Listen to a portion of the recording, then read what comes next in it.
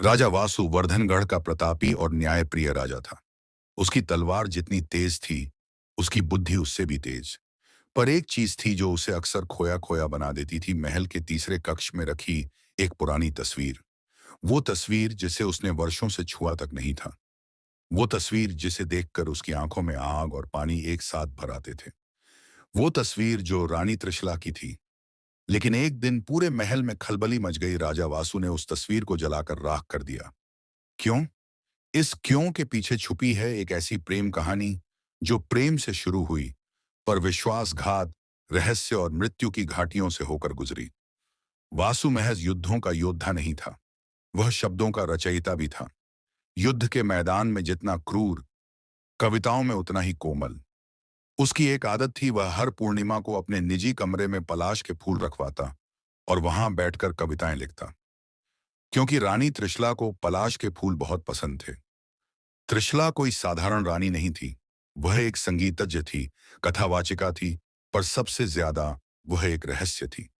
जब वासु पहली बार त्रिशला से मिला, तब वह न रानी थी, न दासी। वह एक अज्ञात स्त्री थी जो महल के पिछवाड़े के कूप में गीत गा रही थी। चंद्र नहीं तारे भी झुक जाएं, ऐसा स्वर था उसका। वासु ने पहली बार किसी स्त्री से प्रेम नहीं, आस्था की तरह जुड़ाव महसूस किया। तुम कौन हो? कोई नहीं, पर आपके जीवन का अध्याय बन सकती हूं। बस इतना कहकर वह मुस्कुराई थी, और उस मुस्कान में वासु डूब गया। कुछ ही समय बाद राजा वासु ने सब राज परिवार की अनदेखी कर त्रिशला से विवाह कर लिया। यह विवाह केवल प्रेम नहीं, क्रांति था। महारानी बनने के बाद भी त्रिशला ने कभी आभूषणों का मोह नहीं किया, न सत्ता का। हर रात वह काले चंदन से एक चित्र बनाती थी, वही चित्र जिसकी तस्वीर वासु ने वर्षों बाद जला दी थी। यह चित्र ऐसा था जिसमें त्रिशला अकेली नहीं थी, उसके पीछे एक छाया थी। एक व्यक्ति जिसका चेहरा धुंधला था, पर जिसके कंधे पर खून के छींटे साफ थे। वासु ने कई बार पूछा, ये कौन है इस तस्वीर में? त्रिशला हर बार कहती, जो जवाब जानने की जल्दी करते हैं वो उत्तर से नहीं, परिणाम से मिलते हैं। वासु चुप हो जाता, पर इस तस्वीर ने उसकी रातों की नींद छीन ली थी। एक रात राजसी पुस्तकालय के कोने में महामंत्री कुलभद्र की लाश मिली। सिर धड़ से अलग था और दीवार पर रक्त से लिखा था, त्रिशला झूठ है। पूरा दरबार हिल गया। त्रिशला को शक की नजरों से देखा जाने लगा, पर वासु ने उस पर भरोसा रखा। तभी एक वृद्ध संत ने महल में आकर कहा, रानी त्रिशला की आत्मा 2 जन्मों की है और उसका अधूरा कर्म पूरा होने वाला है। वासु को इस बात से गुस्सा भी आया और डर भी। एक रात वासु को त्रिशला के कमरे से रोशनी आती दिखी। जब वह चुपचाप वहां पहुंचा, उसने देखा त्रिशला किसी से बात कर रही थी, पर कमरे में कोई नहीं था। त्रिशला कह रही थी, मैंने तुमसे वादा किया था, अब वो चित्र जलाना ही पड़ेगा, वरना अगली आत्मा जाग जाग जाएगी। वासु स्तब्ध रह गया। अगली सुबह जब त्रिशला ने एक लंबा पत्र छोड़कर खुद को कमरे में बंद कर लिया, वासु ने उस चित्र को अपने हाथों से निकालकर अग्नि में झोंक दिया। तस्वीर जल गई, पर प्रेम, रहस्य और विश्वास की राख से अब नई आग उठने वाली थी। तस्वीर जल चुकी थी, लेकिन उसकी गंध अब भी दीवारों में थी। रानी त्रिशला के कमरे की खिड़कियों पर पड़ी जाली के आर पार धुएं की परतें अब भी झूल रही थीं, जैसे वो चित्र राख में नहीं, हवा में घुला हो। राजा वासु के हाथ कांप रहे थे। एक राजा पहली बार इतिहास नहीं, भविष्य से डर रहा था। तस्वीर जलाने के तीसरे दिन महल की सबसे ऊंची बुर्ज से एक भयानक चीख सुनाई दी। पहरेदार दौड़े, लेकिन वहां कुछ नहीं था। एक झुलसी हुई मिट्टी की महक और दीवार पर उंगली से लिखा एक वाक्य, तस्वीर जली है, आत्मा नहीं। वासु की छाती में जैसे कोई हथौड़ा बजा। ये उसी की लिखावट थी, त्रिशला की। रात को जब वासु त्रिशला के पास पहुंचा तो उसने पाया कि त्रिशला की आंखें लाल थीं जैसी वे कभी नहीं हुई थीं। तुमने उस तस्वीर को क्यों जलाया वासु? क्योंकि वो मेरे और तुम्हारे बीच का पर्दा बन चुकी थी। मुझे तुम्हारा अतीत नहीं चाहिए। त्रिशला कुछ नहीं बोली। उसने धीरे से मुस्कुराकर सिर झुका लिया। पर जब उसने सिर उठाया तो वासु ने देखा त्रिशला के माथे पर एक काला चिन्ह उभर आया था। बिल्कुल वैसा जैसा संतों ने बताया था। जिनके जीवन में पिछला जन्म पीछा करता है, उनके माथे पर निशान उभरते हैं। चौथे दिन दरबार में एक नई महिला आई, खुद को योग माया कहती थी। राजा वासु, आपसे एक गुप्त भेंट चाहिए। मैं जानती हूं रानी त्रिशला कौन है। वासु चौंका। उसने आपको जिस नाम से मिलाया है वो उसका असली नाम नहीं, उसका असली नाम है त्रिशला मृण्मयी। और वह एक पूर्व जन्म में राजघराने की धोखेबाज पुत्री थी, जिसने प्रेम के नाम पर 3 लोगों की हत्या करवाई थी। वासु की सांस रुक गई। योगमाया ने एक प्राचीन पोथी खोली, जिसमें लिखा था, वर्धनगढ़ की पुत्री मृण्मयी, जिसकी सुंदरता पर स्वयं सेनापति भी मोहित हुआ, पर जिसे प्रेम था केवल शत्रु राजा के जासूस से। इस विश्वासघात में उसने पहले अपने भाई को विष दिया, फिर पिता की सेना को गुप्त मार्ग से शत्रु तक पहुंचाया। आखिर में जब जासूस ने उसे छोड़ दिया, तो उसने उसे भी आग में झोंक दिया और स्वयं नदी में कूद गई। उसकी आत्मा अधूरी रही।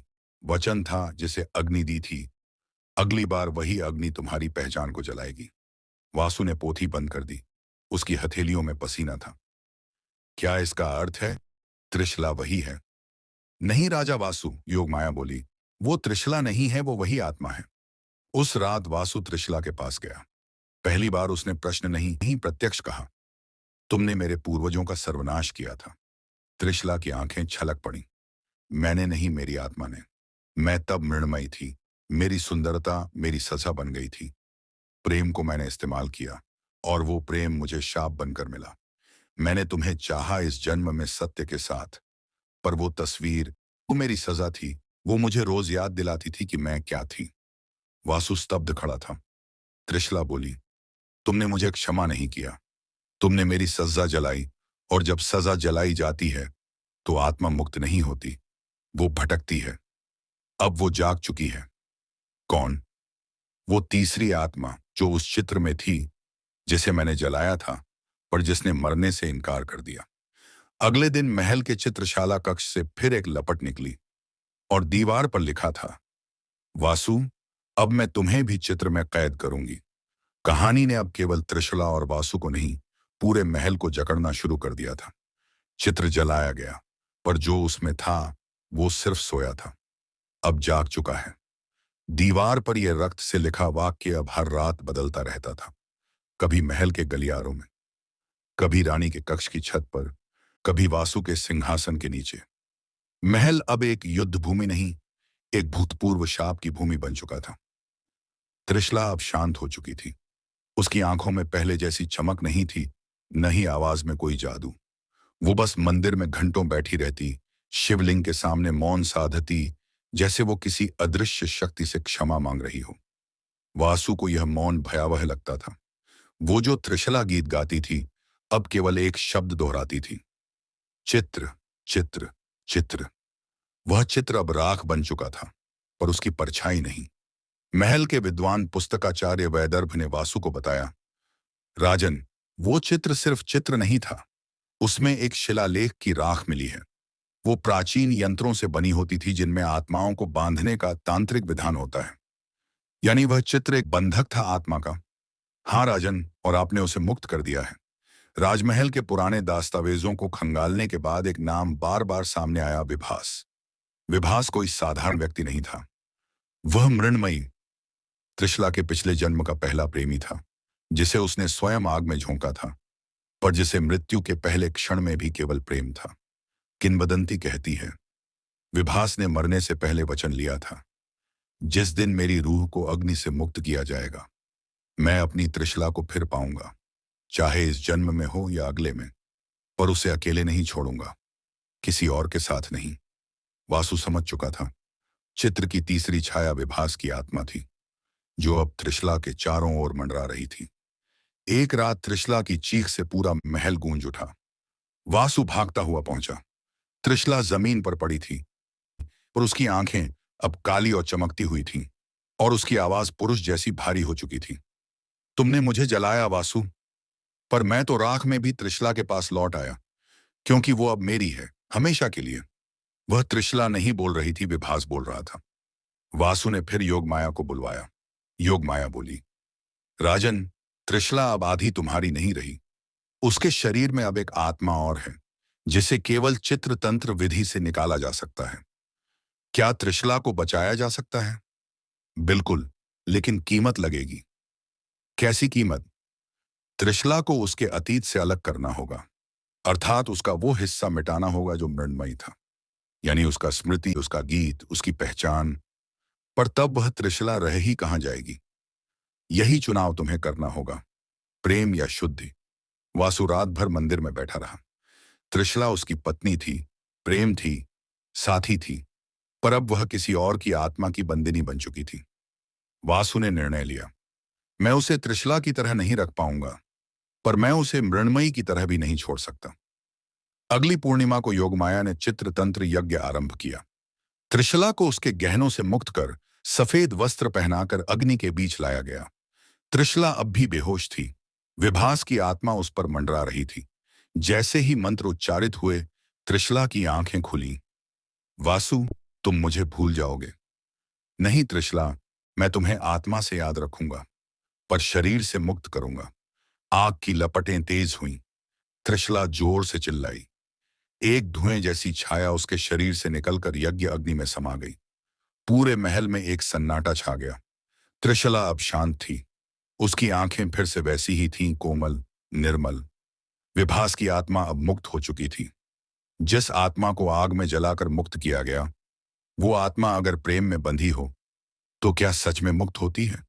महल अब शांत था बाहर से, पर रानी त्रिशला के भीतर अब भी एक तूफान बाकी था। त्रिशला की स्मृति की वापसी। 15 दिन बीत चुके थे। त्रिशला हर दिन शांत, विनम्र और सरल होती जा रही थी, जैसे किसी मंदिर की मूर्ति मुआया आया होती, जिसमें कोई भाव न बचा हो। लेकिन एक दिन वह बगीचे में बैठी हुई थी और अचानक उसकी उंगलियां जमीन पर कुछ बनाने लगी। एक चित्र। उसे नहीं पता था कि वह क्या बना रही है, पर जब वासु ने आकर देखा तो उसके रोंगटे खड़े हो गए। वह चित्र बिल्कुल वैसा ही था जो उसने स्वयं जलाया था। उस रात त्रिशला के कक्ष में फिर वही गंध फैली, जली हुई शिलालेख की। वासु ने महल के हर कोने की तलाशी ली, पर कोई नहीं था। बस एक बात थी, त्रिशला अब नींद में चलने लगी थी। वह आधी रात को उठती, मंदिर जाती और घंटों तक एक ही मंत्र बोलती। अग्नि में जो था वो अब भी जलता है, क्योंकि प्रेम जलाकर नहीं बुझाया जा सकता। वासु ने योगमाया को फिर बुलवाया। इस बार योगमाया कांपती आवाज में बोली, राजन, लगता है विभास की आत्मा का एक अंश अब भी त्रिशला में समाया हुआ है। तो यज्ञ अधूरा था? नहीं, यज्ञ पूरा हुआ था, पर विभास का प्रेम अधूरा था। और अधूरा प्रेम कभी आत्मा से निकलता नहीं है, वो जन्म जन्मांतर तक पीछा करता है। महल के चित्रशाला कक्ष की दीवार पर फिर कुछ उभरा। राख से बनी आंखें, दो चमकती हुई आंखें जो मानो पूछ रही थीं, तुम्हें लगता है मुझे जला दिया? रात में राजवैद्य ने देखा। रानी त्रिशला अब बात करते करते एक और आवाज में जवाब देती थी। वह बोलती, मैं त्रिशला हूं, और फिर तुरंत कहती, नहीं, मैं विभास हूं। वासु अब यह पहचान ही नहीं पा रहा था कि उसके सामने त्रिशला है या विभास। वासु ने फिर एक बड़ा निर्णय लिया। इस बार उसने राजसभा में घोषणा की, मैं राज्य से त्याग लेता हूं। जब तक त्रिशला की आत्मा पूरी तरह मुक्त न हो, मैं राजा कहलाने योग्य नहीं। वह त्रिशला को लेकर राजमहल से दूर एक तपोवन में चला गया, जहां कोई भूत नहीं था, न कोई पुराना चित्र। वहां उन्होंने एक नई कुटिया बनाई। त्रिशला दिन भर तुलसी के पौधों में जल देती और वासु खेतों में हल चलाता। धीरे धीरे त्रिशला के भीतर का विभास शांत होने लगा। एक दिन उसने वासु से पूछा, क्या तुम अब भी मुझसे प्रेम करते हो, जबकि मैं अब वो नहीं रही जो पहले थी? वासु मुस्कुराया, मैं तुमसे नहीं, तुम्हारी आत्मा से प्रेम करता हूं, चाहे वह त्रिशला हो या मृण्मयी या कोई और। मैं अब यह चाहता हूं कि तुम केवल तुम बनो। पूर्णिमा की रात जब त्रिशला और वासु मंदिर में आरती कर रहे थे, तो अचानक हवा में एक सुगंध फैली, कपूर की, चंदन की, और त्रिशला के सिर के ऊपर एक प्रकाश बिंदु उभरा। अब वह विभास की आत्मा थी। अब मैं जा रहा हूं, क्योंकि मैंने देखा वासु तुमसे वैसा प्रेम करता है जैसा मैंने किया था, और शायद उससे भी ज्यादा सच्चा। मैं अब मुक्त हूं, तुम्हें पूरी तरह तुम्हारा होने दे रहा हूं।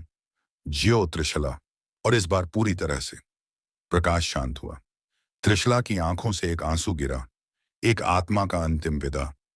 त्रिशला और वासु फिर राजधानी लौटे। वासु ने फिर से राज्य की बागडोर संभाली, पर अब वो केवल राजा नहीं था, वो एक ऐसा प्रेमी था जिसने प्रेम को त्याग और आत्मा की मुक्ति से बड़ा समझा। त्रिशला अब पहले जैसी नहीं थी। वो और अधिक गहराई लिए और अधिक शांतिपूर्ण थी। उसके चित्र अब कैनवास पर नहीं बनते थे। वो अब जीवन के हर क्षण में प्रेम को चित्र की तरह जीती थी। अगर इस कहानी ने आपके दिल को छू लिया हो, अगर रानी त्रिशला की जली तस्वीर में आपने प्रेम, पीड़ा और रहस्य महसूस किया हो, तो इस सफर को यहीं मत रोको। सब्सक्राइब कीजिए स्टोरी हब, जहां हर कहानी सिर्फ सुनी नहीं, महसूस की जाती है। लाइक कीजिए अगर इस कहानी ने आपको सोचने पर मजबूर कर दिया। शेयर कीजिए ताकि ये रहस्य और भी दिलों तक पहुंचे। कमेंट कीजिए और बताइए क्या आप भी राजा वासु के फैसले से सहमत हैं। स्टोरी हब, कहानियों का ऐसा संसार जहां हर शब्द एक रहस्य है।